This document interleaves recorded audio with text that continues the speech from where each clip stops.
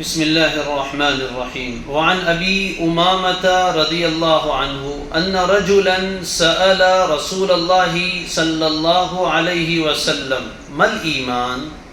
قال إذا سرتك حسنتك وساءتك سيئتك فأنت مؤمن. قال يا رسول الله فما الإثم؟ قال اذا حاك في نفسك شيء فدعه. رواه احمد رحمہ اللہ. حضرت ابو امامہ الباہلی رضی اللہ تعالی عنہ سے روایت ہے، فرماتے ان رجلا سأل، ایک شخص نے رسول اللہ صلی اللہ علیہ وآلہ وسلم سے سوال کیا. جزائے خیر عطا فرمائے اللہ اس صحابی کو، بڑا بہترین سوال کیا، بہت پیارا سوال کیا. سوال کیا مل ایمان، اے اللہ کے رسول ایمان کیا ہے؟ اوپر حدیث جبریل میں بھی آیا تھا اخبرنی عن الایمان، ایمان کے بارے میں کچھ بتائیے، تو وہاں جواب الگ تھا.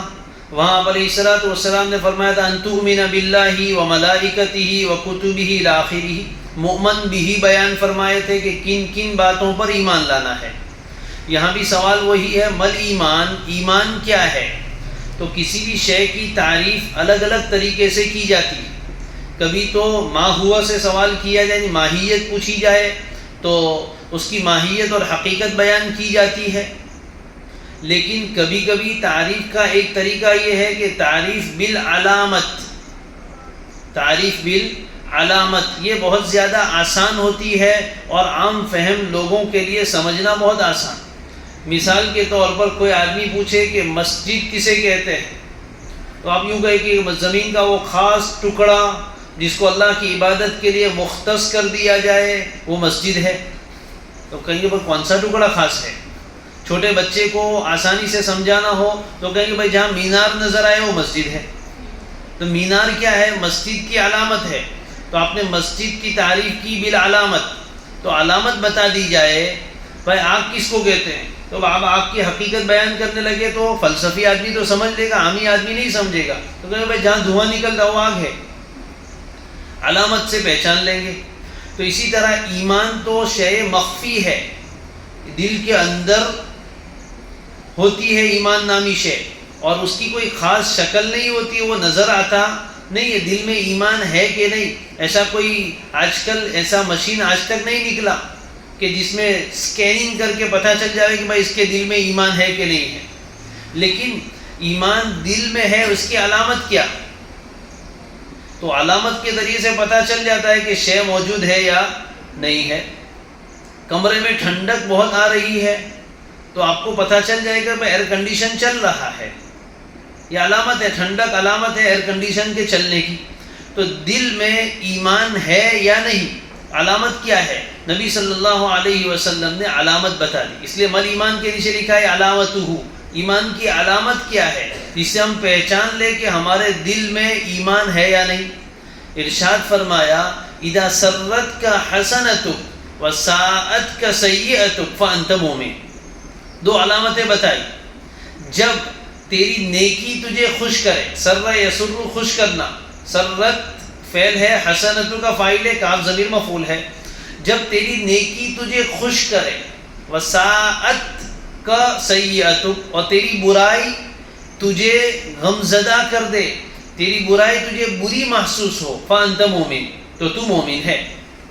یہ علامت ہے. جس آدمی کے دل میں حقیقی ایمان ہوگا، وہ جب بھی کوئی اللہ کا حکم پورا کرے گا، کوئی نیکی کرے گا، تو اس کے دل میں ایک عجیب خوشی محسوس ہوگی. کس بات پر؟ کہ میں نے اپنے رب کا حکم پورا کر دیا. خوشی اس بات پر ہوگی کہ میرے رب نے مجھے طاعت کی اور عبادت کی توفیق عطا فرمائی. تو اس اللہ کی طرف سے جو موفق بنا، توفیق ملی نماز کی، روزے کی، دیگر نیکیوں کی، اس پر مومن بندے کے دل میں ایک خاص طرح کی خوشی ہوتی ہے. تو جب نیکی تم سے ہو جائے اور اللہ تعالیٰ نیکی کی توفیق دے تو اس توفیق پر بھی خوش ہو، اور نیکی کی ادائیگی پر بھی دل میں ایک طرح کی خوشی محسوس ہو کہ الحمدللہ میں نے اللہ تعالیٰ کی عبادت کی. اور چونکہ اس پر ثواب ملنے والا ہے، جنت ملنے والی ہے، تو اس اجر و ثواب کی امید پر بھی دل میں خوشی ہوتی ہے.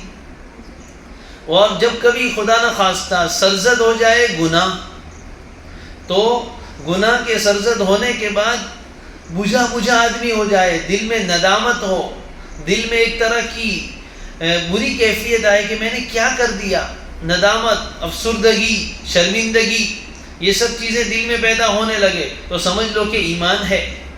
اور جب گناہ کرنے کے بعد کوئی افسوس نہ ہو، یہ تو ہوتا رہتا ہے، چھوٹا ہی تو گناہ ہے، سب کرتے ہیں، ایک تو چوری اور پھر سینہ زوری، یعنی گناہ کرے اور اس کے بعد ندامت کے بجائے اس پر نعوذ باللہ ثم نعوذ باللہ آدمی خوش ہو کہ آج تو بہت مزہ آیا۔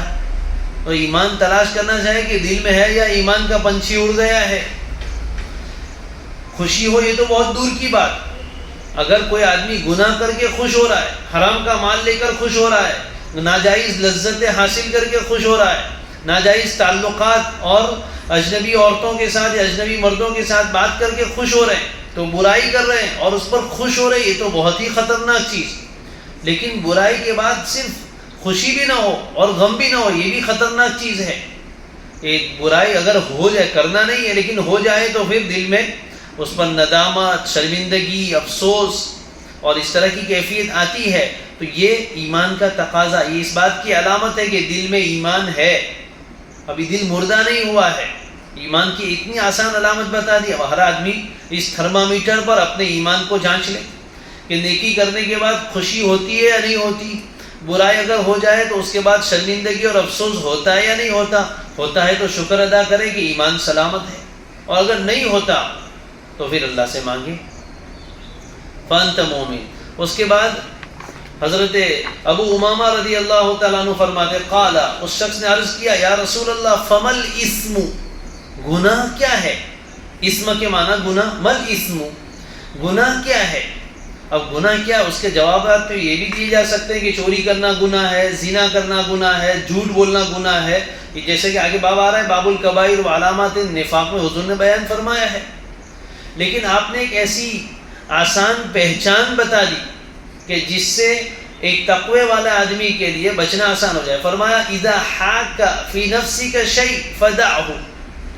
حاک یحیک کے معنی کھٹکنا، اردو میں بولتے ہیں کھٹکا، دل میں تردد ہونا، اس کو بولتے ہیں کھٹکنا۔ حاکا شیء فدعہ، دع، ودعا یدعو سے دع امرکا سے گئے چھوڑ دینا، فترکو دعو یترکو، جب تیرے دل میں کوئی چیز کھٹک پیدا کرے تو اس کو چھوڑ دے۔ یعنی جو صاف اور صریح گناہ ہے اس کے بارے میں تو پوچھنے کی ضرورت ہی نہیں ہے، ہر انسان کو علم ہے کہ بھائی چوری کرنا گناہ ہے، جھوٹ بولنا گناہ ہے، زنا کرنا گناہ ہے، اور اس طرح کے جو بڑے بڑے گناہ، اس سے تو ہر مسلمان واقف ہے، بلکہ ہر انسان کی فطرت بتا دی کیا اچھا ہے کیا برا ہے۔ لیکن بعض امور متشابہ ہوتے ہیں کہ اس میں اندیشہ ہوتا ہے کہ یہ گناہ ہے یا نہیں ہے، کبھی ایسا ہوتا ہے کہ نہیں یہ تو صحیح ہے، کبھی ایسا ہوتا ہے کہ نہیں یہ گناہ ہے۔ تو ایسے امور جب آ جائے، تردد والی چیزیں، تو کیا کرنا چاہیے؟ چھوڑ دو اس کو، دل میں کھٹک پیدا ہو رہی ہے نا، لیکن دل بھی کیسا ہو؟ صحیح آدمی کا دل ہو، یہ ہر آدمی کے لیے نہیں ہے۔ اسی لیے حاشیے میں لکھا ھذا بالنسبۃ الی ارباب البواطن الصافیہ والقلوب الزاکیہ، یہ بات ان لوگوں کے لیے ہے جن کے باطن صاف ستھرے، مزکہ، مجلہ، مصفہ ہیں اور ان کے دل مزکہ ہیں، ایسے لوگوں کو گناہ سے کھٹک پیدا ہوتی ہے۔ باقی جس کا ضمیر مر گیا ہو اور جس کا دل صاف ستھرا نہ ہو، اس کو تو بڑے سے بڑا گناہ کرتے ہوئے بھی کھٹک محسوس نہیں ہوتی۔ بات سمجھ میں آ رہی ہے؟ تو جو نیک لوگ ہیں، تقویٰ کی راہ پر چلنے والے ہیں اور جن کے دل صاف ستھرے ہیں، جب بھی کوئی خلاف شرع بات آئے گی یا شک شبے والی چیز آئے گی تو ان کے دل میں ضرور بھی ضرور کھٹک پیدا ہوگی، اندر سے آواز آئے گی کہ نہیں کرنا۔ ایسے ہی جیسے دوسری ایک حدیث میں ہے دع ما یریبک الی ما لا یریبک، کوئی ایسا کام ہے جس سے تمہیں ریب اور شک پیدا ہو رہا ہے کہ یہ جائز ہے کہ ناجائز، تو ایسے کام کو چھوڑ دو اور ایسا کام اختیار کرو جس میں ایسا کوئی شک شبہ تردد نہ ہو۔ تو معلوم ہوا کہ گناہ دل میں کھٹک پیدا کرتا ہے۔ دوسری آسان علامت یہ ہے، دوسری روایت میں حضور نے یہ فرمایا وَكَرِهْتَ أَنْ يَطَّلِعَ النَّاسُ عَلَيْكَ، یہ گناہ کیا ہے کہ تو ناپسند کرے کہ لوگ اس کام پر مطلع ہو، یعنی چھپ چھپ کے کیا جاتا ہے، دروازے بند کر کے کیا جاتا ہے، پردے لٹکا کے کیا جاتا ہے، لوگوں سے چھپ کر تنہائی میں کیا جاتا ہے، تو سمجھ لو کہ گناہ ہے۔ نماز پڑھنے کے لیے تو دروازے بند کرنے کی ضرورت نہیں ہے، اس لیے کہ کوئی دیکھے گا تب بھی کیا حرج ہے۔ تو یہ علامت بتا دی کہ جب کوئی بات دل میں کھٹکا پیدا کرے تو ایسے کام کو، شک شبے والی چیز کو چھوڑ دینا چاہیے، اس لیے کہ احتیاط چھوڑنے میں ہے، اور جب کرنے میں احتیاط ہو تو کر لینا چاہیے، پھر اس کی ضد کو چھوڑ دینا چاہیے تاکہ گناہ میں نہ پڑے۔ کتنی آسان علامت بتا دی، ایمان کی علامت بھی بتا دی اور گناہ سے بچنے کے لیے بتا دیا کہ جس کام میں یہ ہو کہ ایسا کرنے سے کچھ گڑبڑ ہو سکتی ہے تو بھائی اس کو چھوڑ دو۔ اللہ تعالیٰ توفیق عطا فرمائے، ہم سب کو ایمان کامل نصیب فرمائے۔